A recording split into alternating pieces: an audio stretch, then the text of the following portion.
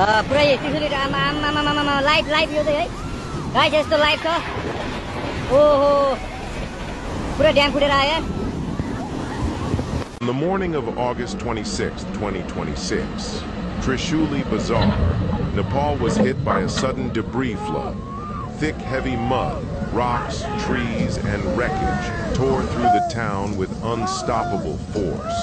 Hundreds of homes collapsed and disappeared under the sediment. Thousands of people ran for their lives, climbing onto rooftops and higher ground as the mud spread. The disaster continued with relentless force, turning Trishuli Bazaar into a scene of total devastation and chaos.